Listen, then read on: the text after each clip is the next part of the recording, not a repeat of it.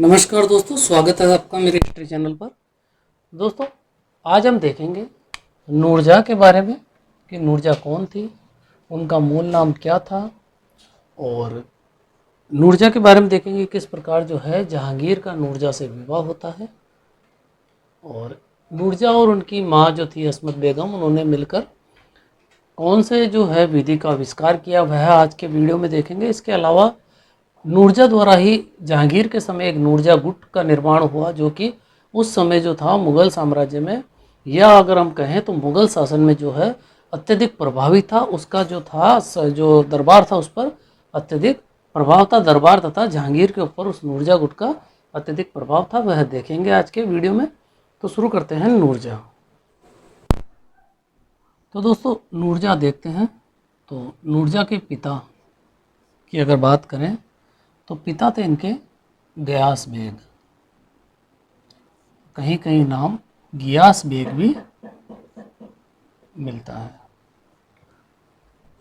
तो दोस्तों, जो इनके पिता थे वह ईरान के शाह थे, जिनका नाम था दोस्तों तसमास। ईरान के शाह तसमास जो थे उनके दरबार में थे, यानी उनके दरबारी थे एक तरह से। और इनकी जब मृत्यु हो जाती है ईरान के शाह की, तो उसकी मृत्यु के बाद में यही गयास बेग जो है दोस्तों, वह एक व्यापारी होता है जिसका नाम था मसूद। इसी व्यापारी के साथ ये क्या करते हैं, इसी व्यापारी के काफिले के साथ, इसी व्यापारी के जो है काफिले के साथ जो है ईरान से यह फतेहपुर सीकरी, यानी ईरान से फतेहपुर सीकरी आ जाते हैं। फतेहपुर सीकरी। तो दोस्तों, देखा हमने गयास बेग ईरान के साथ असमास के दरबार में ये थे। और इनकी मृत्यु के बाद यह क्या करते हैं, एक व्यापारी होता है जिसका नाम होता है मसूद, उसके काफिले के साथ ईरान से ही आ जाते हैं फतेहपुर सीकरी। और यह निर्णय करते हैं कि मैं फतेहपुर सीकरी जो है आने का निर्णय करते हैं। तब क्या होता है दोस्तों, रास्ते के अंदर का एक जगह थी कंधार। तो कंधार में दोस्तों एक पेड़ के नीचे, कंधार के अंदर पेड़ के नीचे 1577 ईस्वी में, जिसे हम नूरजहाँ बेगम कह रहे हैं, तो मेहरुन्निसा पेड़ के नीचे मेहरुन्निसा को जो है जन्म हुआ। मेहरुन्निसा का जन्म, तो रास्ते में ही जो है पेड़ के नीचे मेहरुन्निसा का जन्म हुआ। और यही जो मेहरुन्निसा है बाद में दोस्तों नूरजहाँ के नाम से प्रसिद्ध हुई। और इस गयास बेग की अगर बात करें तो अकबर के समय यह अपनी योग्यता के बल पर जो है उच्च पद को प्राप्त करता है। और उसके अलावा इसको देखें तो इसको जो है मिर्ज़ा की उपाधि दी गई थी, तो यह मिर्ज़ा के नाम से भी प्रसिद्ध हुआ, इसलिए मिर्ज़ा गयास बेग भी इसको बोलते हैं। और इसी को जो है 1500, एक सन है दोस्तों 1595, और 1595 में दोस्तों इसको जो एक दीवान का पद दिया गया था, तो काबुल का इसको दीवान बनाया गया। तो दोस्तों, इनके पिता जो थे उनको काबुल का दीवान बना दिया जाता है इनकी योग्यता के बल पर। अब हम देखते हैं जो नूरजहाँ थी, या जिसे हम मेहरुन्निसा के नाम से जानते हैं, इनकी शादी जो है, शुरुआत में इनकी शादी होती है एक शख्स थे जिनका नाम था अली कुली इक्तांजलू। दोस्तों, अली कुली इक्तांजलू नाम के व्यक्ति से इनकी शादी होती है, और इसी को जो है कुली खां के नाम से भी जाना जाता है। और यही जो थे अली कुली इक्तांजलू, इसको जहांगीर द्वारा इसको, इसी अली कुली को जो है जहांगीर द्वारा शेर ए अफगान, तो दोस्तों इसी को जो है शेर ए अफगान की जो है उपाधि दी गई जहांगीर द्वारा। उसके अलावा इसको बर्दवान का सूबेदार बनाया गया। और अब क्या होता है, अली कुली का जो है बाद में मारा जाता है। उसके बाद में यह मेहरुन्निसा जो है वह रुकैया बेगम जो होती है उसकी सेवा में चली जाती है। और इसके आगे की कहानी देखते हैं हम। अब क्या होता है दोस्तों, जब इसके पति की मृत्यु हो जाती है तो उसके बाद में यह जो है रुकैया बेगम की यानी मुग़ल दरबार की जो है शरण में आ जाती है, उसकी सेवा में आ जाती है। और जो कुली खाता वो अपने ही अंगरक्षकों द्वारा मारा जाता है। और अब हम देखते हैं जो नूरजहाँ है इसको 1611 ईस्वी में पूछा जाता है। तो 1611 ईस्वी में दोस्तों जहांगीर ने प्रथम बार, यह सवाल मोस्ट इम्पोर्टेंट है कि प्रथम बार कहाँ देखा। तो प्रथम बार जो है नूरजहाँ को, या हम कहें मेहरुन्निसा, इसको दोस्तों यह देखता है, उस समय ये एक उत्सव मनाता है, नवरोज उत्सव। तो बहुत ही इम्पोर्टेंट है दोस्तों। इसी उत्सव के दौरान जो है इसने मेहरुन्निसा को देखा। तो इम्पोर्टेंट है कि जहांगीर द्वारा प्रथम बार नूरजहाँ को कहाँ देखा गया, तो नवरोज उत्सव के दौरान देखा गया। उसके बाद में देखने के बाद में जहांगीर जो है मेहरुन्निसा से जो है शादी कर लेता है। यानी इसको इतनी पसंद आ जाती है कि इससे जो है यह शादी कर लेता है। और उसके बाद में जो है मेहरुन्निसा जो थी उसको शुरू की अगर बात करें तो शुरुआत में इसको नूर महल कहा गया, और बाद में यह जो है नूरजहाँ के नाम से प्रसिद्ध हुई। यानी नूरजहाँ के नाम से बाद में जाने लगी।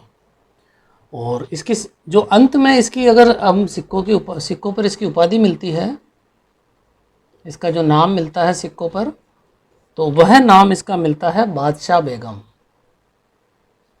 बादशाह बेगम यह नाम जो है दोस्तों इसका सिक्कों पर मिलता है। तो हमने यहाँ जो है इसके नाम देखे, और यहाँ इम्पोर्टेंट सवाल देखा कि नवरोज उत्सव पर जो है जहांगीर द्वारा इसको देखा गया, उसके बाद शादी की गई। और शुरुआत में इसको नूर महल के नाम से जानते थे, बाद में जो है यह नूरजहाँ के नाम से प्रसिद्ध हुई। और जब इसके सिक्कों पर जो है अंत में बादशाह बेगम की उपाधि मिलती है। उसके बाद इसका इतना प्रभाव हो गया कि यह जो है दोस्तों संयुक्त शासन करने लगी। संयुक्त शासन, उसके बाद में इसका प्रभाव इतना था कि शाही फरमान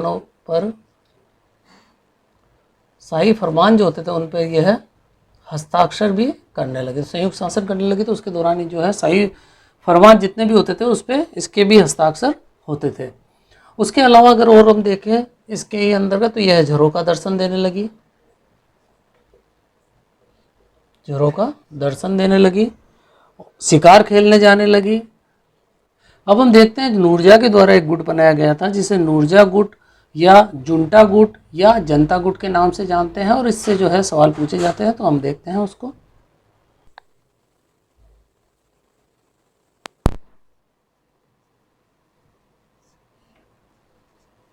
नूरजहाँ गुट या जुंटा गुट या जनता गुट या नूरजहाँ जुंटा भी कहते हैं इसको। तो नूरजहाँ गुट, जुंटा गुट या जनता गुट अगर नाम आए तो ये तीनों ही शब्द जो है एक है। और इतिहासकार जो एक थे, अगर हम देखें तो एक इतिहासकार हुए जिनका नाम था बेनी प्रसाद। इन्होंने जो है अपनी किताब है इनकी एक, जिसका नाम है हिस्ट्री ऑफ जहांगीर।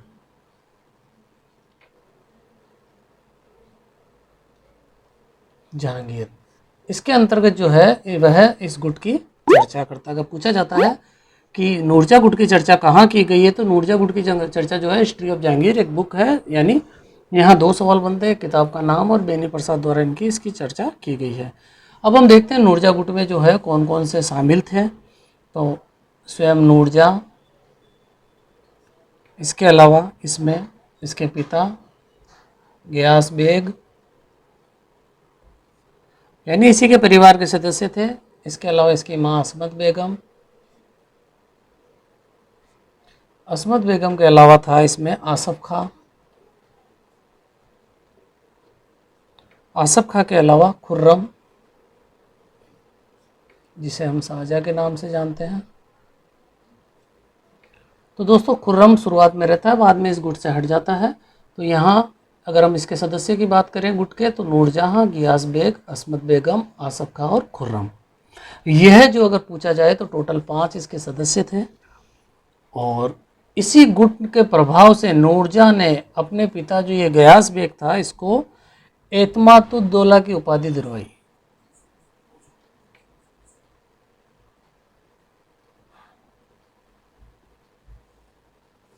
अगर हम देखें तो इसके पिता को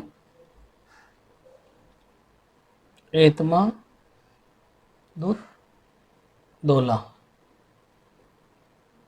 एतमातुद्दौला का मकबरा भी बना हुआ है संगमरमर का, जिसमें कि नक्काशी की गई है सुंदर। तो एतमातुद्दौला की जो है, इसी गियास बेग को जो है एतमातुद्दौला के नाम से जाना जाता है। यह उपाधि जो है नूरजहां द्वारा दिलवाई गई अपने पिता को। इसके अलावा इसी एतमातुद्दौला को जो है 7,000 का मनसबदार बनाया गया, यानी इसको 7,000 का मनसब प्रदान किया गया। और जो आसफ खां था, इसका मूल नाम था दोस्तों अबुल हसन। कभी कभी नाम अबुल हसन भी आता है। तो अब इस आसफ खां को क्या करती है, यह जहांगीर को प्रभाव में लेकर इसको एतिकाद खान की उपाधि दिलवाती है। एतिकाद खान, एतिकाद खान की जो है इसको उपाधि दिलवाती है। और आगे चलकर इसकी जो अबुल हसन की उपाधि जो है वह आसफ खां बन जाती है, यानी उसकी उपाधि जो है आसफ खां हो जाती है। इसके अलावा इसको 3,000 का मनसबदार बनाया जाता है। और आसफ खां की अगर बात करें दोस्तों, तो यह जो था राजनीति शास्त्र का व अर्थशास्त्र का ज्ञाता था। तो ये पूछा जा सकता है कि नूरजहां गुट में कौन सा ऐसा व्यक्ति था जो राजनीति शास्त्र और अर्थशास्त्र, तो यह दोनों का जो हम अगर कहें तो ज्ञाता था, राजनीति शास्त्र और अर्थशास्त्र का ज्ञाता था। और यह जो नूरजहां गुट, या हम कहें नूरजहां का प्रभाव की अगर बात करें दोस्तों, तो 1612 से लेकर 1622 तक इसका प्रभाव रहता है। यह नूरजहां गुट जो है उस समय अगर हम कहें तो हावी रहता है। और 1622 से 1627 अगर हम देखें, मतलब बाद में जो है 22 के बाद इसका प्रभाव कम होता जाता है। इसके अलावा अगर हम देखें तो क्या इसका प्रभाव कम क्यों होता गया, क्योंकि यह जो असमत बेगम थी 1621 में इसकी मृत्यु हो जाती है। इसके अलावा इसके पिता की मृत्यु हो जाती है 1622 में। और धीरे धीरे क्या होता है, यह 1622 में ही खुर्रम जो है इस गुट से अलग हो जाता है और धीरे धीरे ये गुट जो है ख़त्म होता गया। अब 1627 में क्या होता है दोस्तों, जब जहांगीर की मृत्यु होती है तो नूरजहां जो है, नूरजहां को 2 लाख रुपए देकर लाहौर के किले में भेज दिया जाता है। वहीं पर जो है उनको जहांगीर के साथ ही, जो जहांगीर के पास ही जो है उसकी मृत्यु के बाद, नूरजहां की मृत्यु के बाद उसको दफना दिया जाता है। तो यह नूरजहां की कहानी थी दोस्तों। अब इसमें और उसमें इम्पोर्टेंट जो है नूरजहां गुट के बाद में नूरजहां के बारे में इम्पोर्टेंट तथ्य देखते हैं जहाँ से सवाल पूछे जाते हैं। तो सबसे पहला पॉइंट अगर हम देखें तो यह जो थी नूरजहां, फैशन व इसको जो है पोशाक का शौक था, कपड़ों का, यानी इसको कपड़ों का शौक था, पोशाक को पहनने का शौक था। और इसी के अगर हम देखें तो अपनी शादी में, स्वयं की शादी में, स्वयं की शादी में स्वयं के द्वारा, यानी इसके खुद के द्वारा एक पोशाक तैयार की गई जिसको कहा जाता है नूर महली। दोस्तों कई बार पूछा गया है ये सवाल कि नूर महली क्या था। तो नूर महली जो थी एक पोशाक थी जो कि नूरजहां द्वारा बनाई गई थी स्वयं। इसके अलावा अगर हम देखें तो यह फारसी में कविता लिखती थी, फारसी में कविता। और अगर हम देखें आगे तो संगीत प्रेमी थी, संगीत प्रेमी, नूरजहां जो थी संगीत प्रेमी थी। इसके अलावा अगर और हम देखें तो यह जो थी दयालु प्रवृत्ति की थी। और यह जो इसकी अगर हम कहें दयालु प्रवृत्ति थी तो इसके बारे में मोहम्मद हादी के अनुसार मोहम्मद हादी के द्वारा कहा गया कि इसने जो है 500 गरीब लड़कियों की शादी करवाई थी। 500 गरीब लड़कियों की शादी जो है नूरजहाँ ने करवाई थी। इसके अलावा एक इम्पोर्टेंट तथ्य है दोस्तों, वेरी इंपॉर्टेंट है, कई बार पूछा गया है कि इसकी माँ जो थी माँ असमत बेगम,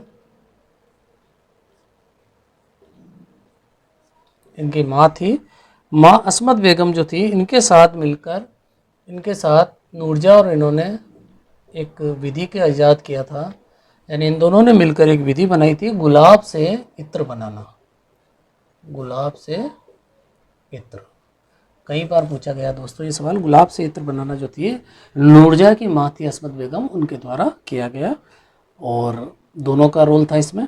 इसके अलावा इसने जो है पुस्तकालय, नूरजहाँ ने पुस्तकालय व सराय बनवाई और एक पुस्तकालय जो है उसकी एक चर्चा करता है एक इतिहासकार है पीटर मुंडी यात्री, जो इसने जो है पीटर मुंडी के यात्री, इसने जो है नूर सराय